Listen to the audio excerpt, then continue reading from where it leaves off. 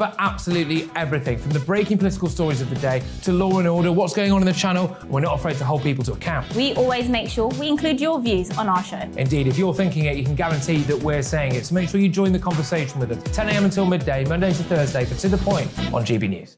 I'm Dan Wootton. Join me Monday to Thursday from 9 to 11 for the feistiest and most fun news debate on TV, where free speech reigns. I'll bring you a sharp take on the day's biggest stories, bombshell newsmaker interviews, and A-list guests.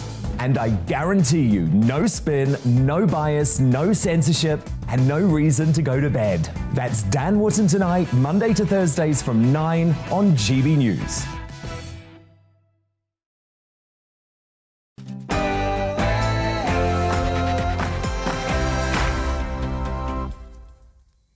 Big opinions, big stories and big laughs. It's time for Headliners tonight in the company of the very fine comedic double act of Jonathan Cogan and Diane Spencer. Strap yourselves in for lots of talking points from tomorrow's papers. First up, here's Ray with the proper, trustworthy headlines.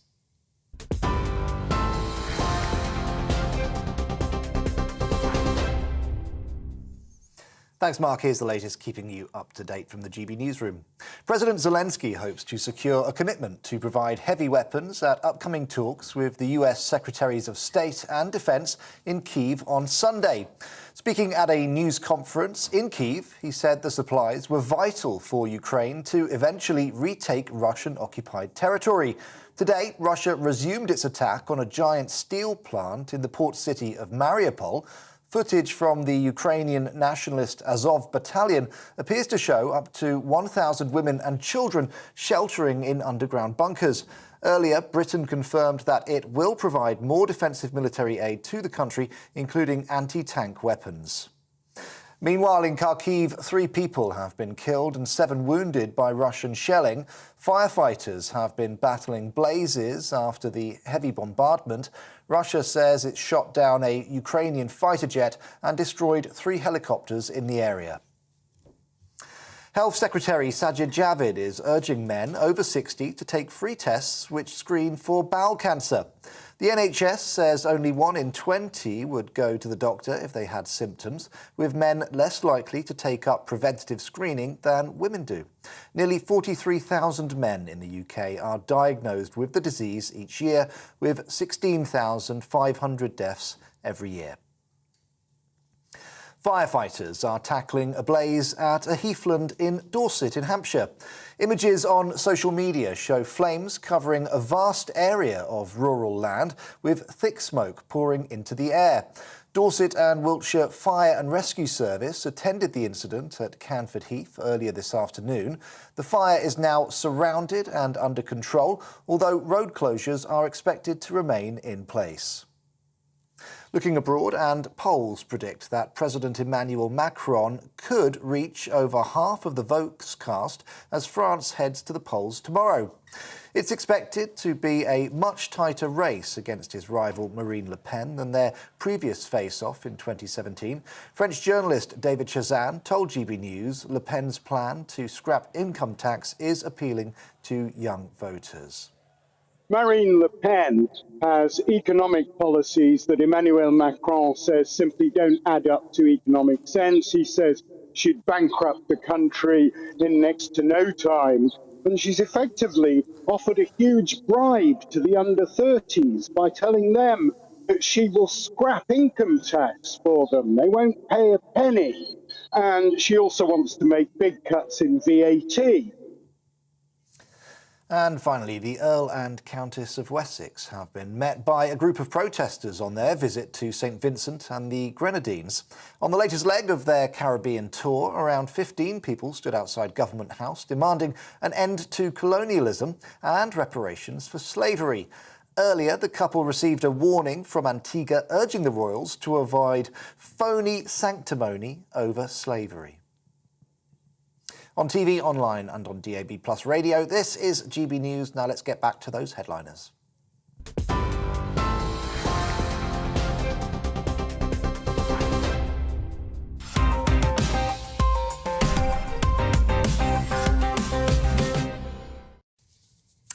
Hello, I'm Mark Dolan and welcome to Headliners, a first look at tomorrow's papers in the company of two top comedians. Joining me tonight, the brilliantly talented Diane Spencer and a Headliners virgin. I don't mean he's new to the show, it's just he's never had sex. It's Jonathan Cogan. Great to have you both here. First of all, Jonathan, welcome to Headliners. It's your first appearance. Thank you. Very excited to have you. I told you that in confidence. Yeah, you did actually. Yes. I'll be honest, you showed me that in confidence. It was my lack of skill. It was all too apparent. Guys, you've got to share the dressing room. You can't do that every time. Yeah, I'm afraid so. I think we might have overshared across the board on that. Fair enough, fair enough. Lots of stories to get through. Let's have a look at tomorrow's front pages. And let's start with the Telegraph first. And here's their front page splash. BBC guilty of xenophobia over Rwanda refugee deal, claims the Home Secretary Priti Patel. And Rees-Mogg tells ministers to prepare for the bonfire of the Quangos. Those, of course, are the unelected government bodies advising policy. The Independent, destruction and defiance, how Putin's war unfolded. A devastating photograph of a burned-out apartment block in Ukraine. The Observer next, PM should go sooner rather than later, say top Tory MPs. We cannot wait for a successor to emerge. Partygate revelations are now too damaging. That's at odds with what I said in my Big Opinion monologue, which you can watch on the GB News Twitter feed right now at GB News. Sunday Mirror, ferry scandal exclusive. P&O sinks to new low. Now they try to cut wages of cheap staff who replaced sacked crews. The Sunday Times next, Ukraine pleas for weapons were rejected for years. Successive PMs ignored calls from ministers and army in a vain attempt to placate Putin. And ministers face claims of sexual misconduct. Some concerns there about what's happening in Whitehall. The Sunday Express, Boris, I am the leader Britain needs. We are delivering for the people, insists bullish PM after government scandals. And last but not least, the Daily Star Sunday, intergalactic exclusive. E.T. go home. Mum, I'm scared to leave the house after my 9 encounters with aliens. Another spooky, ghostly story from the Daily Star. And those are your front pages.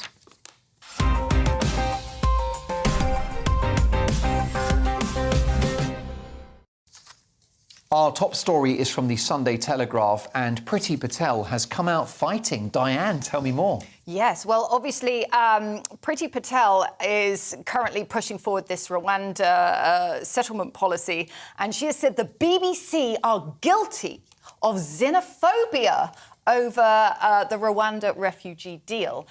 You see, so when she went to Rwanda and she was looking around the various facilities where they were going to house the refugees, there was a delegation of BBC journalists and other journalists with her, and she has said that the undercurrent of the kind of questions that they're asking has been, quite frankly, well, she's saying that it's shameful. She's saying that they're being very xenophobic about Rwanda and they're not being forward-thinking and they're sort of dragging up all of Rwanda's past, I'm guessing. And sort of characterising Rwanda as this sort of horrific, lawless ghetto, as it were. And that in itself, I mean, that would be a mischaracterisation of a modern and growing country. Well, definitely. And I do find it interesting, like, you know the criticism that Justin Welby made, the Archbishop? He actually went to Rwanda in 2017 and he said it was the most beautiful place.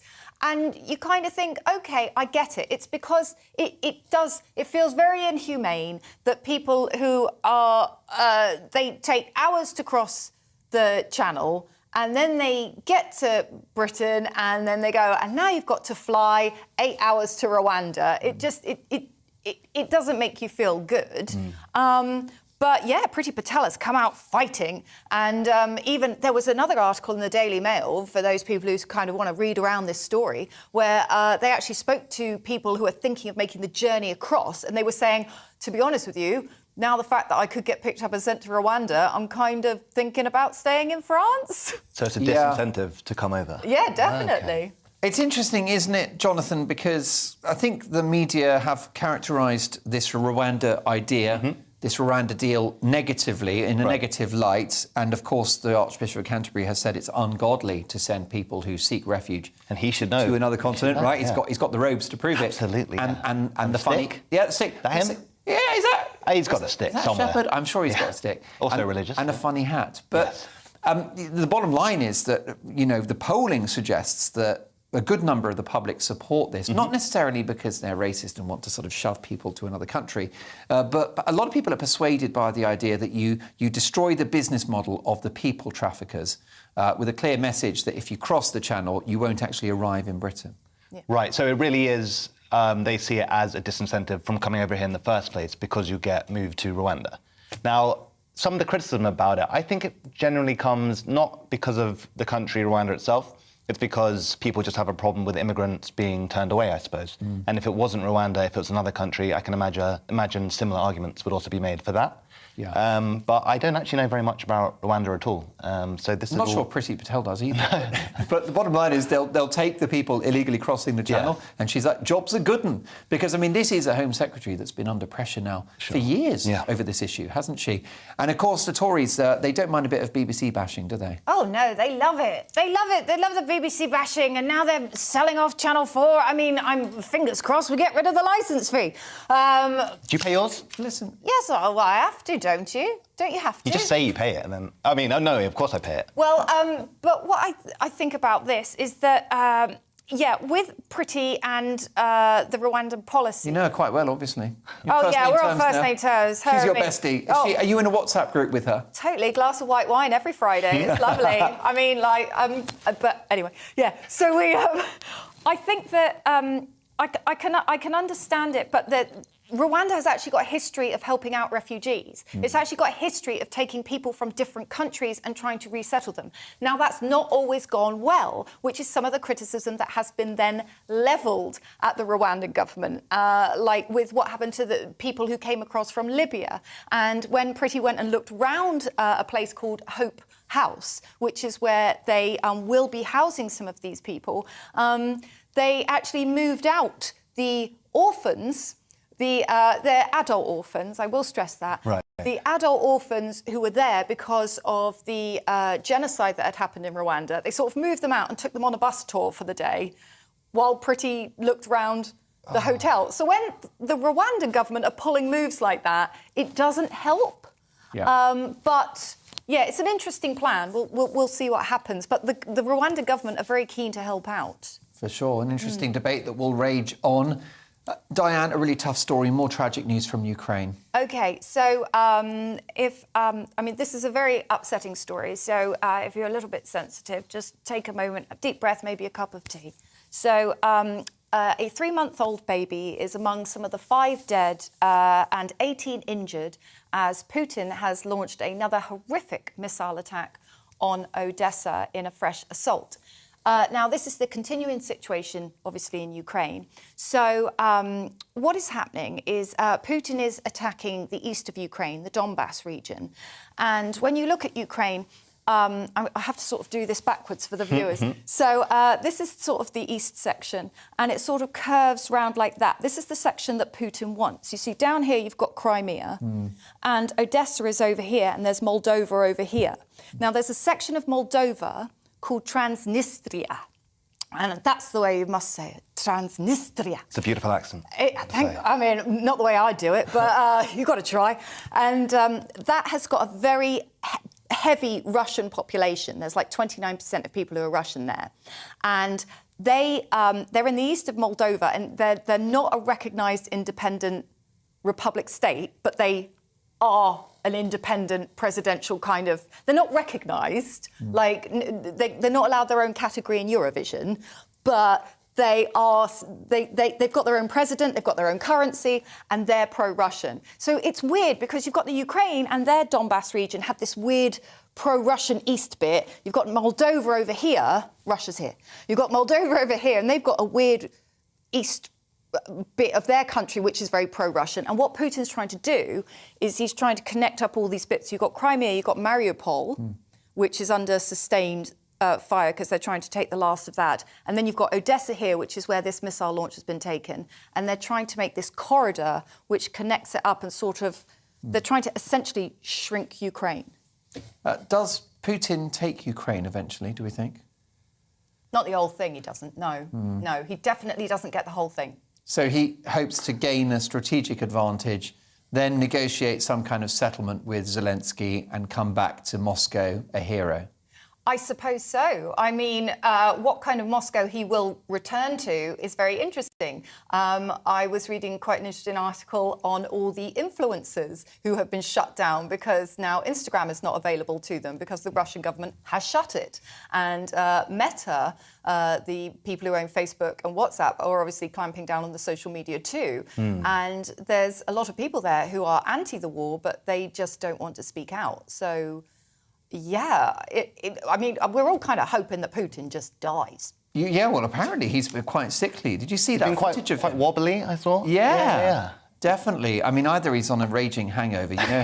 You know how strong vodka can be. Absolutely. But Jonathan, I mean, I do wonder whether what's going to happen is that we'll have to, essentially the West will have to cobble together some sort of settlement that's agreeable to Putin. I hate using those words. Sure. Does this guy need to be handed a sort of gold-plated, diamond-encrusted ladder to climb down? Well, would we be?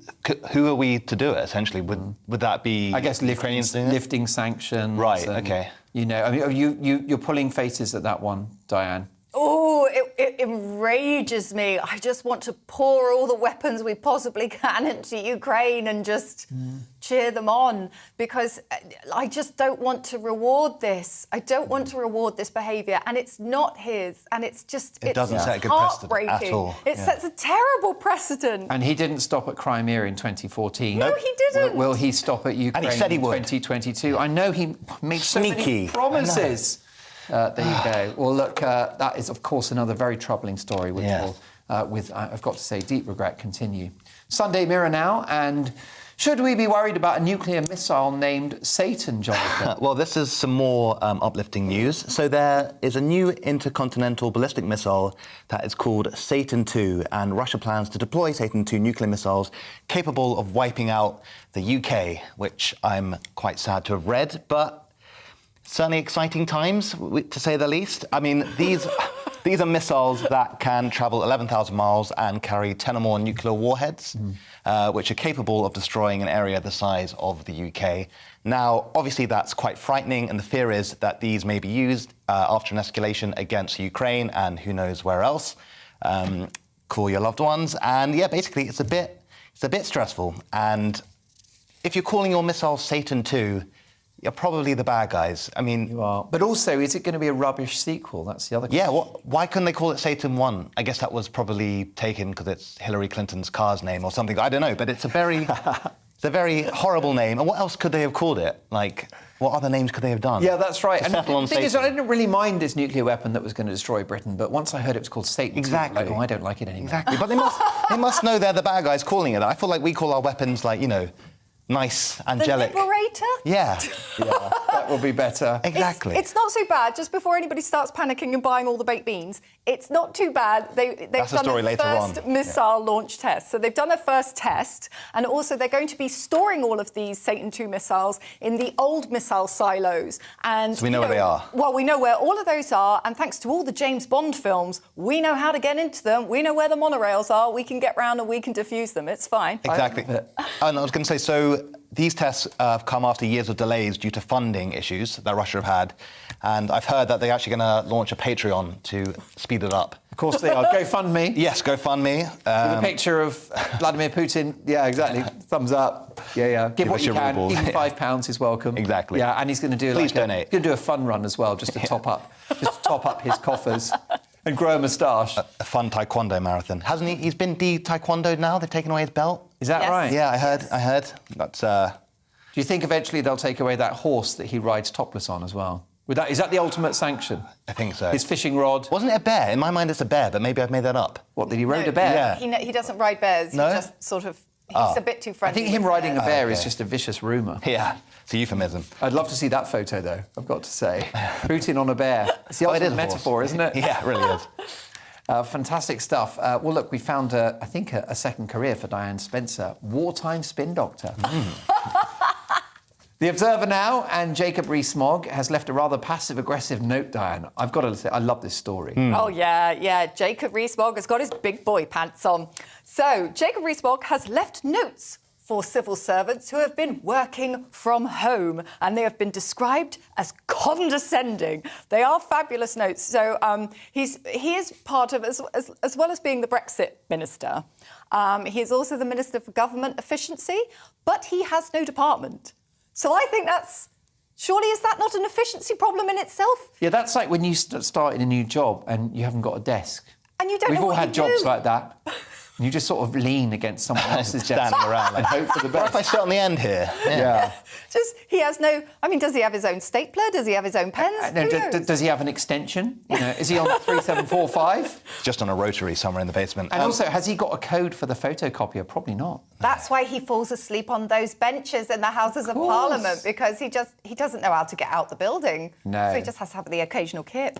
So what he's been doing in his naggy sort of, I'm going to make everything efficient. Sure you are, darling. So he's been walking around the Houses of Parliament, going into different departments, and if you're not there, he's been writing this, he's been leaving this little message. Now, this message has been typed. Here it is. Oh, here it is. So it says, "Sorry you were out when I visited.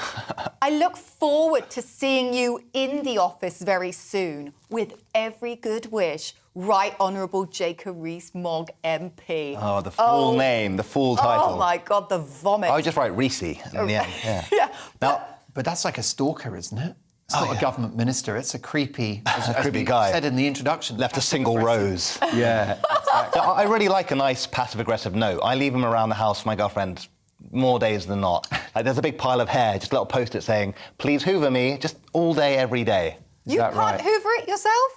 I don't know how to use it.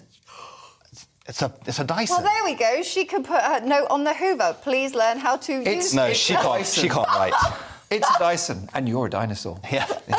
No, well, listen, I'm the same. The trick to getting out of household duties is to Yeah. do rubbish at them. Yes, yeah. You pretend to be really bad. You do the dishwasher, but you put fairy liquid in and it foams up. It's a whole. Don't give the shtick away. Exactly. Not on national television. No, exactly. What I find fascinating about this Jacob Rees-Mogg story is that the General Secretary of the FDA Union, who represents all the civil servants, said that the notes were the most crass, condescending act I have seen from a minister. And there was me thinking it was plebgate. Who knew? Can I briefly interject with a mildly serious point? Yes. Do we accept that whilst work from home has been a revelation for many people, including lots of people watching this show, so if you've got kids or if you've got a pet, it's amazing that you can work from home because you take the kids to school and then you go and do your work and then you pick them up from school. So work-life balance is fantastic. Great if you've got a pet as well, the dog or cat, they're not lonely. Mental health, saving money on the commute, happy days. But can we all collectively accept as a society, Jonathan, that it will come at an economic cost? Because there's a big economy based around the office, whether that's Pret a Manger, Sainsbury's, but also just like the outfitters that sell shirts and suits. And that kind of thing. Certainly. So we do need to be honest about the economic impact of working from home, don't we? And maybe we need to have a national conversation about it. Well, I mean, I definitely agree with those points. Nothing comes from free. Every time you change one element, another thing's going to change in correspondence with it. But I think it really depends on what each individual company wants to do. If they think they can be efficient and profitable having people work from home, good for them, and that might attract a certain kind of people to work there. If they can't, then it's up to those people to leave if they don't want to work there, if they don't want to come in. But I do see what you're saying about there being other, I guess, hidden costs around. Well, so our economy, isn't it, Diana, is based on consumption. I think about 60% of our output is based on us buying and consuming things. And that would include the lunchtime coffee and going to the pub after work and all the rest of it. Could you say that these have been replaced with other expenditure? So, like, more money will be spent in the supermarkets or, takeaways or different kind of things? Yeah, and maybe local shops. Yeah. Yeah. But also, I would say, what is the industry? You see, I think it is actually very important that the government are working in the office. I do think that is important because I think they need to communicate quickly. I think they all need to be interconnected. I think they should be in the office as a matter of national security. I think it's important. Whereas maybe if you're a design company, I can understand how having more flexible working hours where you kind of get a chance to sort of work in different places. Maybe you go work in a museum to spark your creative interest. I could see how that would benefit you as well. Yeah, fascinating conversation. Look, I think we're all quite divided about work from home. They call it WFH. Don't know, but for me, it's more WTF. Now, The Independent next. And let's talk about Nadine Dorries, good friend of mine. Is she the new Diane Abbott, Jonathan? In short, yes. So, no. Nadine Dorries blames dyslexia after mocking for downstreaming and tennis pitch models. Dyslexia... Did you say tennis bitch models? Tennis pitch models.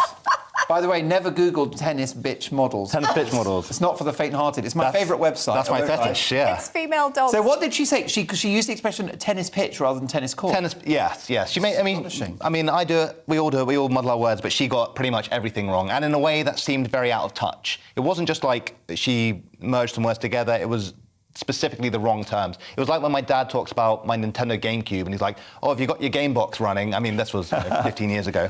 I don't play games anymore because I'm a lad. But I definitely do think she's kind of put her foot in it a bit here and it didn't come across great. And another question is, her department, looks after so many different elements. Should they all be in one department? Should digital be with all those other things? I don't know. That's. And she used the expression downstreaming. Yeah. Which is a mashup. Portmanteau of downloading and streaming. Yeah. That's a bit like Benefit or Brangelina, isn't it? Yeah. But she didn't do it on purpose. It's not downstream. Downstream. What is Catch you downstream. Yeah, I don't know. Maybe she's at the cutting edge, Diane. Yeah. She's just much cooler than all of us, and we don't know. Personally, I feel that, as the Vulture Secretary, it's impotent that she consummates well.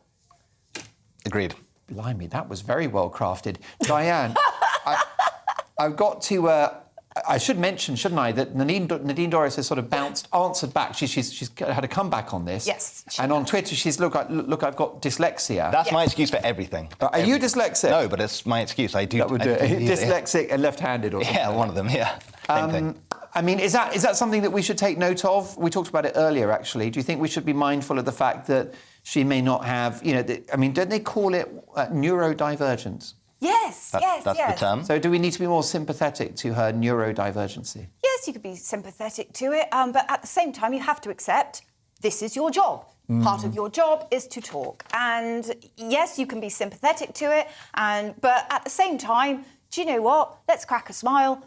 It's quite funny. And I do like the word downstreaming. And do you know what? When you say things like tennis pitch, it's kind of endearing, in my opinion. That's how I feel about cricket. I mean, when they talk about cricket, they might as well be reading Lord of the Rings. I have no idea what's going on. They say there've been 651s and a duck fell over and then the wizard came. And I'm like, what? Wizard came? And that's the sport. And I have no idea what's going on. Fair enough. I was going to say, why didn't she just record another video? It was on TikTok. She could have just done another one.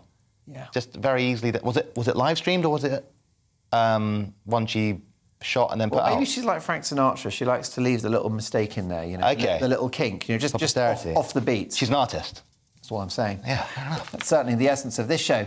Well, that is the end of this part. As your reward, in a mere 2 minutes, you get to listen to these two fabulous comedians discussing such things as bladder pills, moonshot vaccines, and rabbit DNA tests. You lucky things. I'll see you after the break for more downstreaming.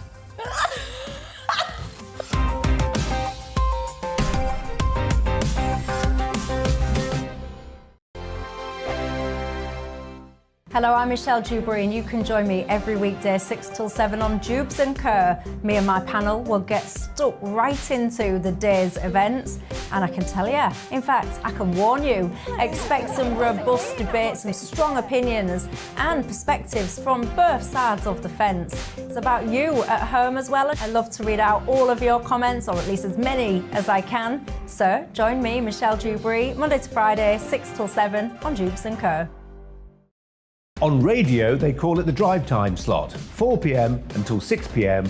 as listeners head home. It's that part of the schedule when the dust of the day's events begin to clarify, and we try to make sense of it for you. Brazier is drive time for radio and TV. It's fast, it's punchy, it's opinionated, there's a Brazier angle and a little bit of levity. That's the question. That's two questions, actually. That's Brazier, Monday to Thursday, 4 till 6 on GB News. Hello, I'm Patrick Christie's. And I'm Mercy Moroki. Make sure that you join us Monday to Thursday, 10 a.m. until midday, right here on GB News for To The Point.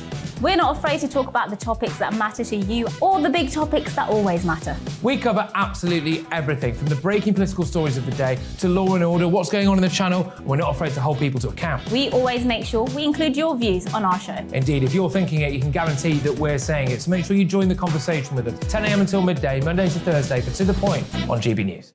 I'm Dan Wootton. Join me Monday to Thursday from 9 to 11 for the feistiest and most fun news debate on TV, where free speech reigns. I'll bring you a sharp take on the day's biggest stories, bombshell newsmaker interviews, and A-list guests.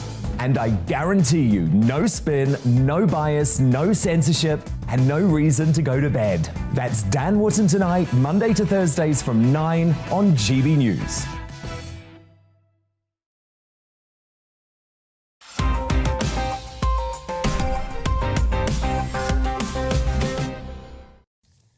Welcome back to Headliners, a first look at tomorrow's papers with myself, Mark Dolan, and tonight I'm in the elite comedic company of Jonathan Cogan and Diane Spencer. Now let's talk about bladders, shall we? It's always my opening line. An overactive bladder pill, this is actually some good news, which is wondrous. It's in the Sunday Express. An overactive bladder pill could soon be available without prescription. And it says it's a new hope for women, but I feel that this possibly affects men as well. So there are some people who have an overactive bladder, and it really just absolutely ruins your life, because whenever you leave the house, just imagine you have to plan your trip by where you know you might be able to find a toilet.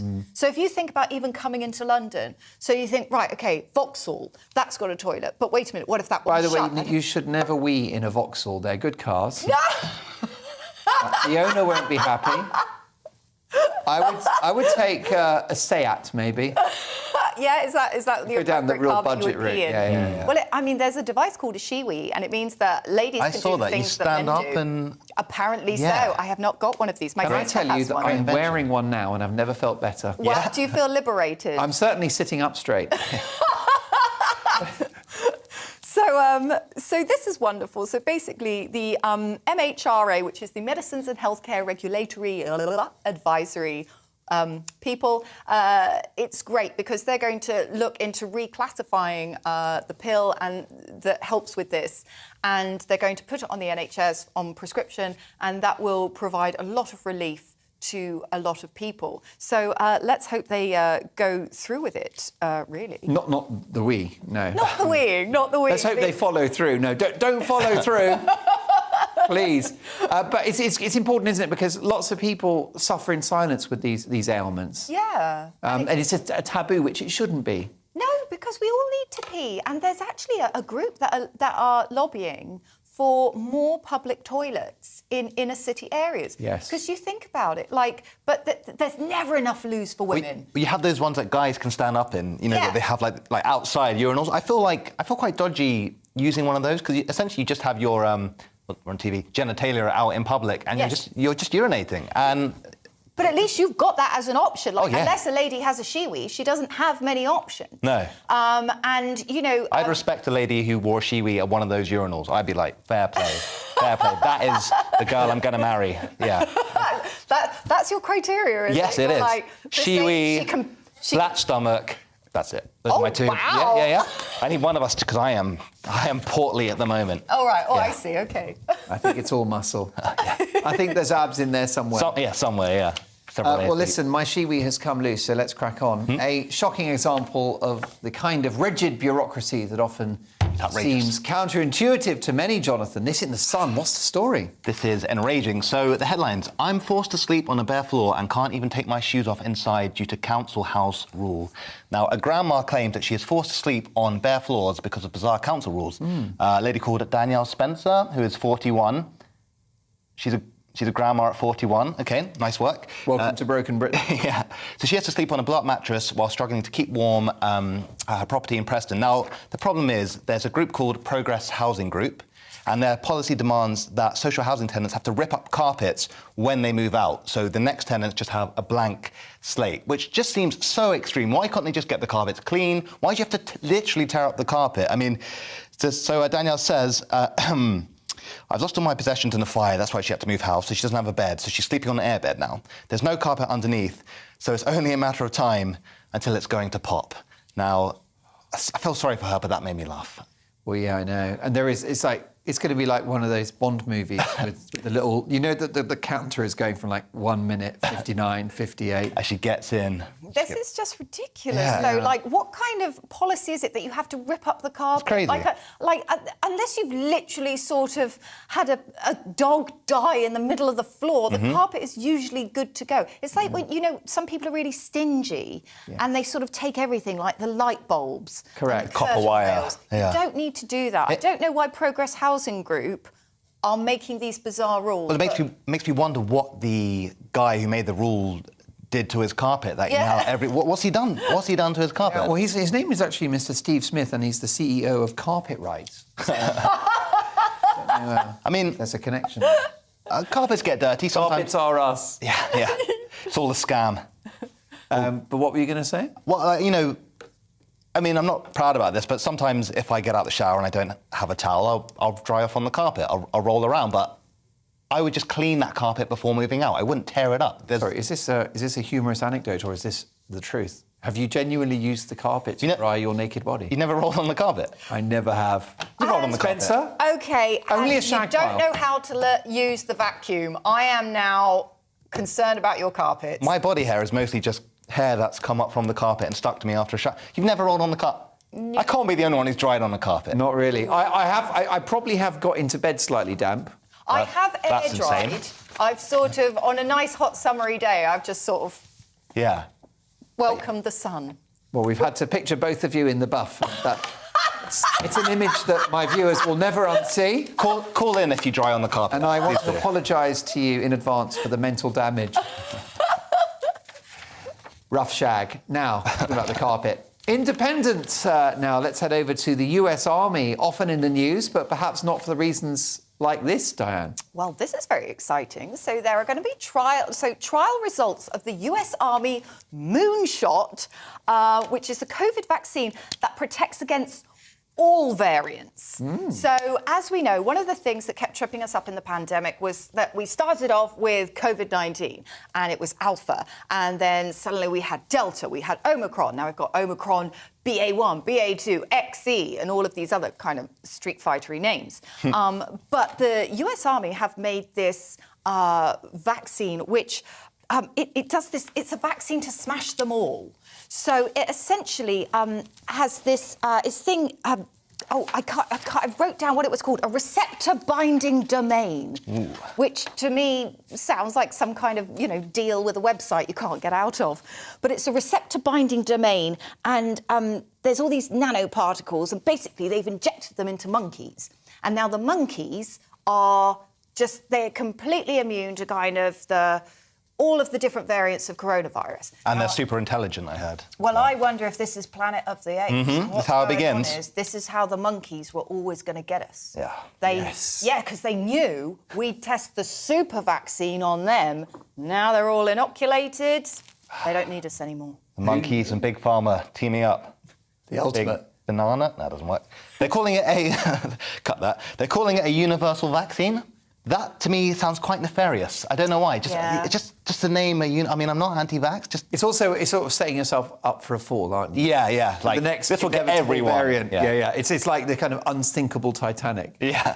It's a little strange because it's saying that it can affect all coronaviruses. How do they know? Oh, not just. Yeah, not just COVID-19, got ya. but all coronaviruses. So, is this the beginning of the end of the common cold? Ooh.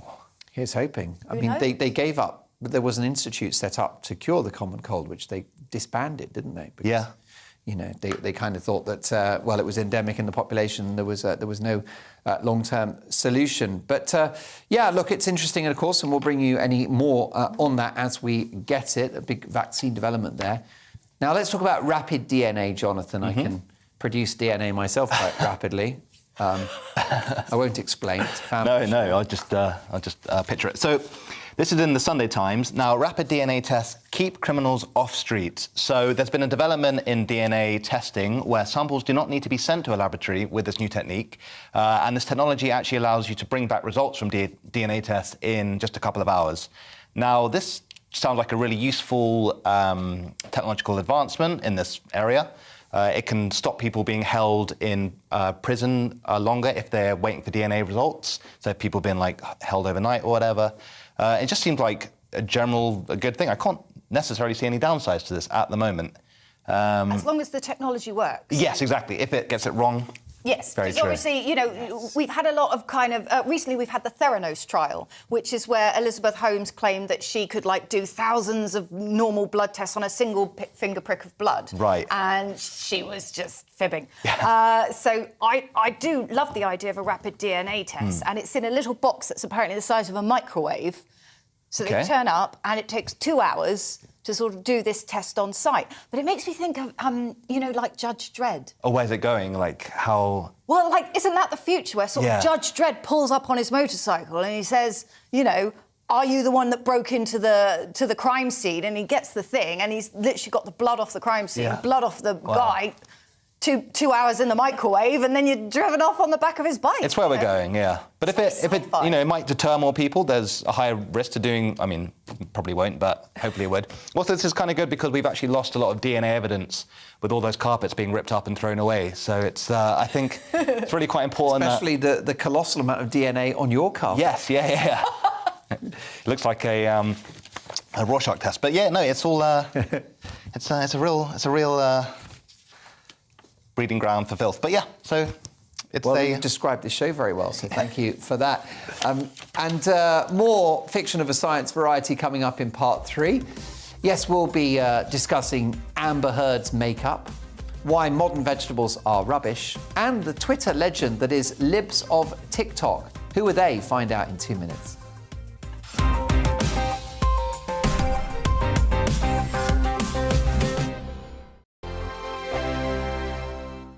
Hello, I'm Michelle Dewberry, and you can join me every weekday 6 till 7 on Jubes and Kerr. Me and my panel will get stuck right into the day's events, and I can tell you, in fact, I can warn you, expect some robust debates, some strong opinions and perspectives from both sides of the fence. It's about you at home as well. I love to read out all of your comments, or at least as many as I can. So join me, Michelle Dewberry, Monday to Friday, 6 till 7 on Jubes and Kerr. On radio, they call it the drive time slot, 4 p.m. until 6 p.m. as listeners head home. It's that part of the schedule when the dust of the day's events begin to clarify, and we try to make sense of it for you. Brazier is drive time for radio and TV. It's fast, it's punchy, it's opinionated, there's a Brazier angle and a little bit of levity. That's the question. That's 2 questions, actually. That's Brazier, Monday to Thursday, 4 till 6 on GB News. Hello, I'm Patrick Christie's. And I'm Mercy Moroki. Make sure that you join us Monday to Thursday, 10 a.m. until midday, right here on GB News for To The Point.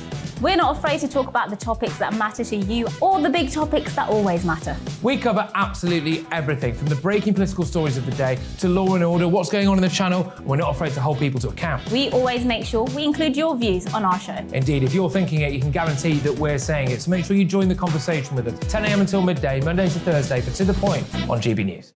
I'm Dan Wootton. Join me Monday to Thursday from 9 to 11 for the feistiest and most fun news debate on TV, where free speech reigns. I'll bring you a sharp take on the day's biggest stories, bombshell newsmaker interviews, and A-list guests. And I guarantee you, no spin, no bias, no censorship, and no reason to go to bed. That's Dan Wootton tonight, Monday to Thursdays from 9 on GB News.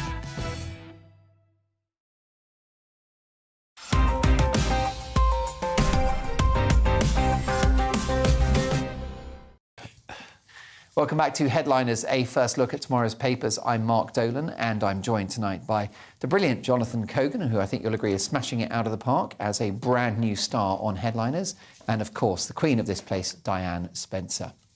At last, some proper news. Amber Heard, the actress, and her makeup company Diane. Oh my God, I love this story. OK, so Amber Heard has been accused of lying by the makeup brand. You see, she said she used a concealer to cover bruises from Johnny Depp, but the makeup brand themselves have said, but we didn't sell that particular item until after you split. Da, da, da. So Amber Heard and Johnny Depp, they married in 2015 and they separated a year later, 2016. And she alleged that she used, it's called Milani's all-in-one correcting kit. And she sort of, her lawyer held up this photo of this exact thing and said, carried it round in her handbag all the time to cover up all the bruises he gave her. So, you know, because this is part of the saga of this ongoing divorce. But then the actual company, the Milani company, released a video on TikTok saying, you asked us, let the record show that our correcting kit launched in 2017.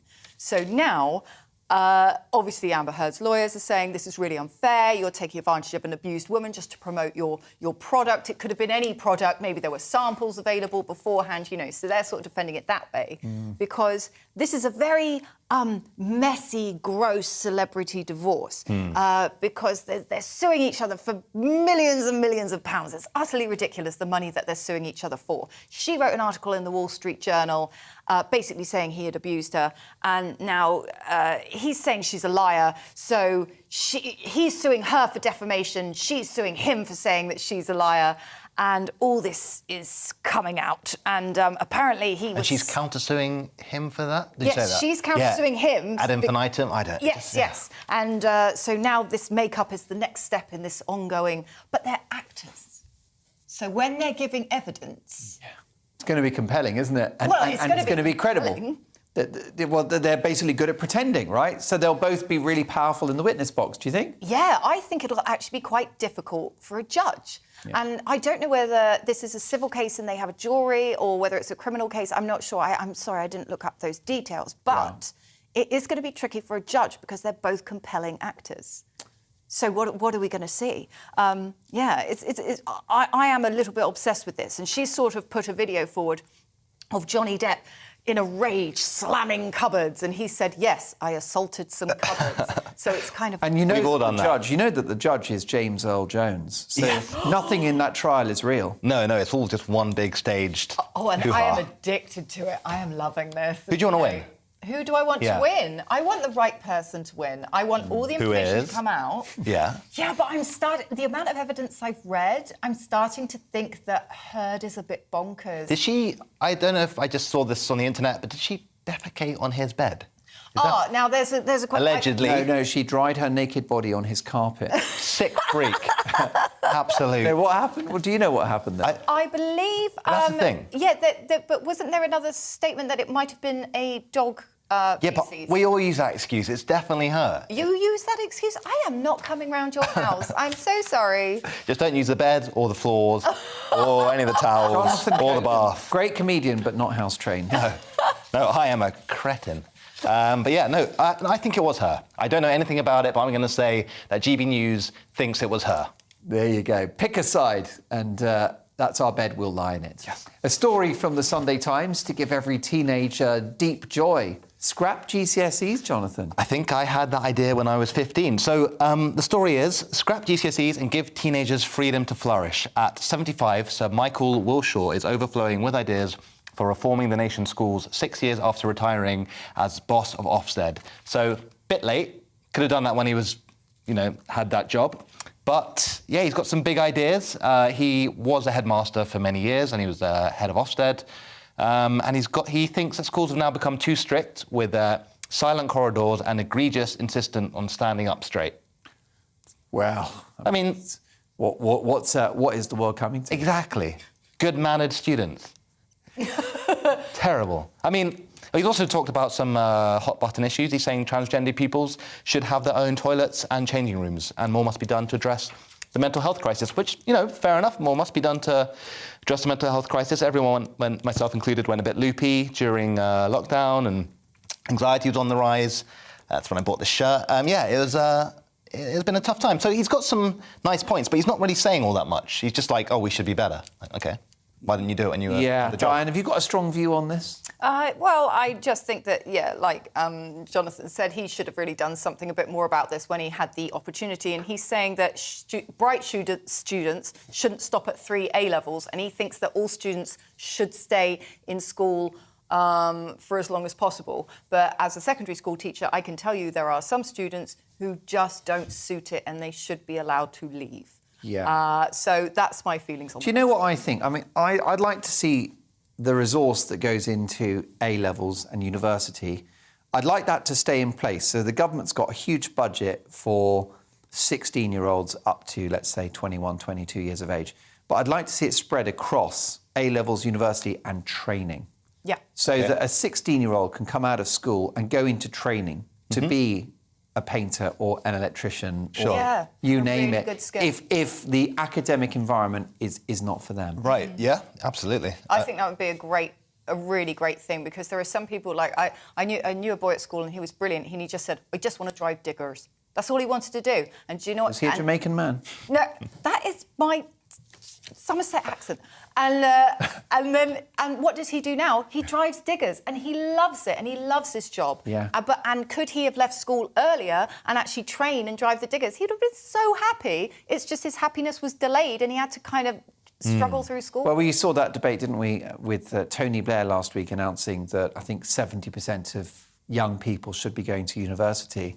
Why this obsession with higher education? I mean, by all means, have access to it. Because he's got mates that want to get the money from the student fees, I reckon. And he wants to be paid to go round the thing, doing all the speeches. There's a circuit. Tony Blair, money, he hates the stuff. He's an old-school socialist, never forget that. The Mail on Sunday now, and we're witnessing evolution in our lifetimes, Jonathan. Yes, indeed.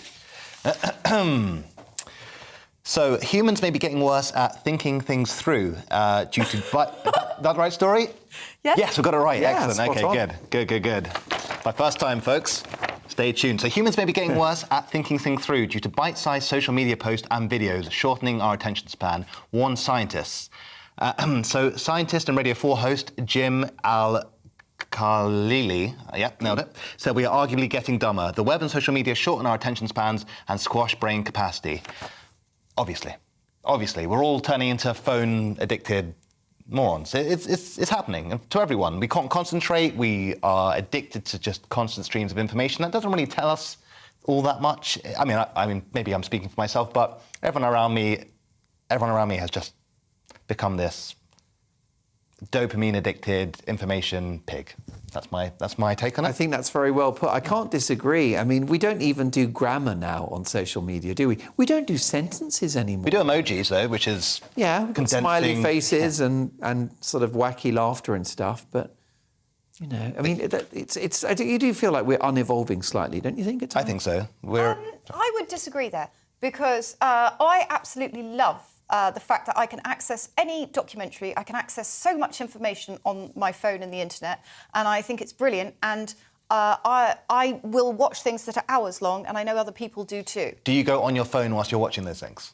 Do you scroll on your phone at the same time? No, because it's Fair enough. watching it on my phone. Ah, okay. Yeah. And I think that possibly it's Mr. Jim's echo chamber. Perhaps.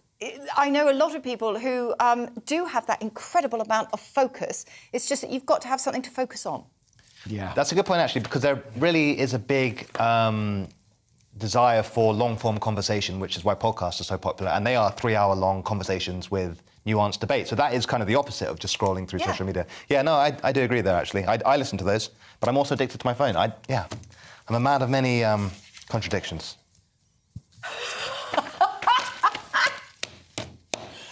Oh, my God. Mark! What? We're still on. Huh? We've got to do the next thing. I see your Tinder profile.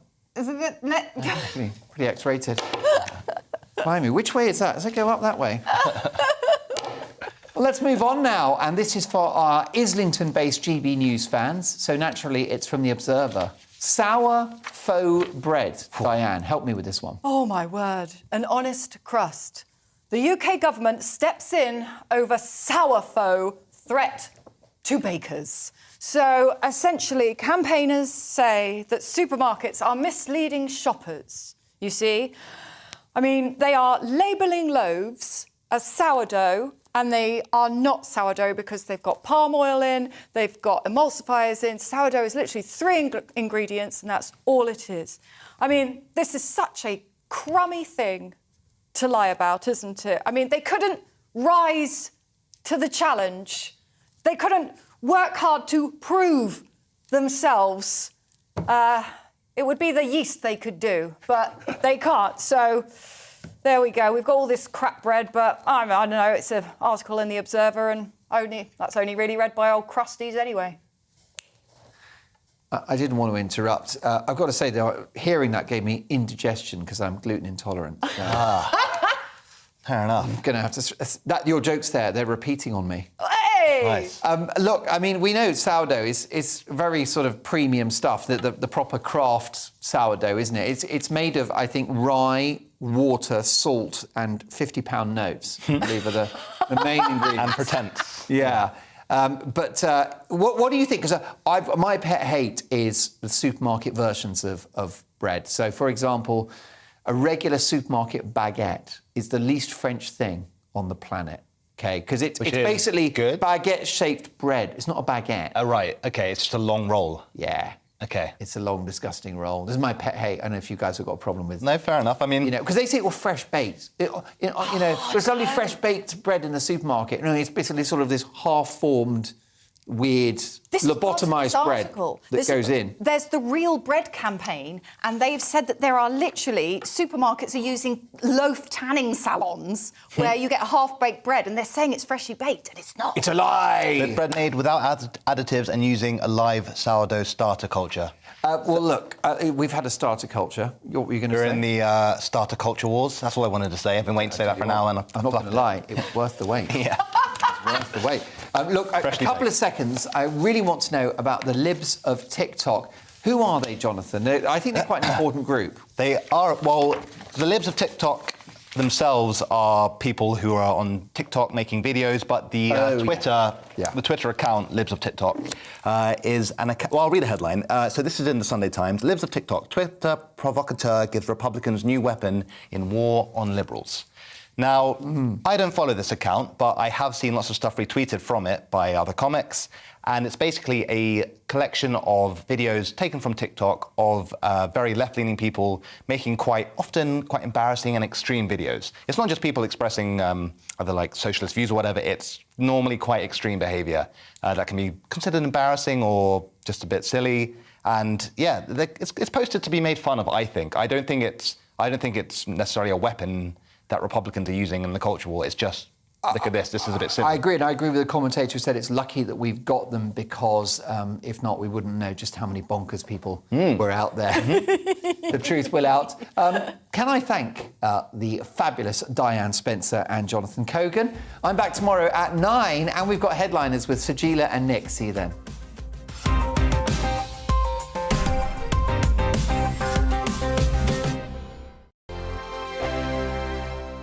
Hello there, I'm Eamon Holmes. And I'm Isabel Webster. And we hope you can join us for Breakfast with Eamon and Isabel. You make me laugh out loud, belly laugh. Is that important first thing in the morning? Yeah, absolutely. And there's me trying to be deadly serious. News is a serious business. Yeah, I have to rein you in sometimes. Well, it doesn't stop us laughing at it. It doesn't stop us having an opinion on what's going on. Yeah. And it certainly will not stop us reflecting what you think. Weekdays from 6 to 9:30 on GB News. My name's Tom Harwood, and every weekday we bring you The Briefing live from 9:30 a.m. The stories, analysis and live debate that you need to hear. Quite right, Tom, of course. Was this something that had been considered at all? Difficult to answer. Gas-guzzling helicopters circling. Noise is being made here. Joe Biden walking out. Thank you very much for joining us. Don't miss it. The Briefing with me, Tom Harwood, Monday to Friday, 9:30 a.m. on GB News. Hello, I'm Michelle Dewberry and you can join me every weekday 6 till 7 on Jubes and Kerr. Me and my panel will get stuck right into the day's events, and I can tell you, in fact, I can warn you, expect some robust debates, some strong opinions and perspectives from both sides of the fence. It's about you at home as well. I love to read out all of your comments, or at least as many as I can. So join me, Michelle Dewberry, Monday to Friday, 6 till 7 on Jubes and Kerr. On radio, they call it the drive time slot, 4 p.m. until 6 p.m. as listeners head home. It's that part of the schedule when the dust of the day's events begin to clarify, and we try to make sense of it for you. Brazier is drive time for radio and TV. It's fast, it's punchy, it's opinionated, there's a Brazier angle and a little bit of levity. That's the question. That's two questions, actually. That's Brazier, Monday to Thursday, 4 till 6 on GB News. Hello, I'm Patrick Christie's. And I'm Mercy Moroki. Make sure that you join us Monday to Thursday, 10 a.m. until midday, right here on GB News for To The Point. We're not afraid to talk about the topics that matter to you, or the big topics that always matter. We cover absolutely everything, from the breaking political stories of the day to law and order, what's going on in the channel. We're not afraid to hold people to account. We always make sure we include your views on our show. Indeed, if you're thinking it, you can guarantee that we're saying it. So make sure you join the conversation with us, 10 a.m. until midday, Monday to Thursday, for To The Point on GB News. I'm Dan Wootton. Join me Monday to Thursday from 9 to 11 for the feistiest and most fun news debate on TV, where free speech reigns. I'll bring you a sharp take on the day's biggest stories, bombshell newsmaker interviews, and A-list guests. And I guarantee you, no spin, no bias, no censorship, and no reason to go to bed. That's Dan Wootton tonight, Monday to Thursdays from 9 on GB News.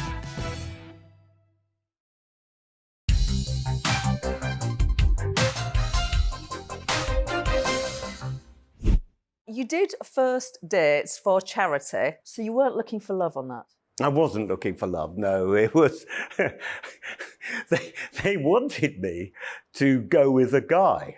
They wanted to pair me... Well, I think they'd assumed I was gay, because people do assume that. I'm not gay, actually. I mean, when I was at... I'm bisexual, I suppose, if you've got to define these things, because when I was at university and after university, I was with women, and sexually I'm far more, or was far more active with women than I ever have been with blokes, if I'm honest. But we probably won't go into detail, because I believe this is going to be broadcast at a family time of day. I think the world has moved on.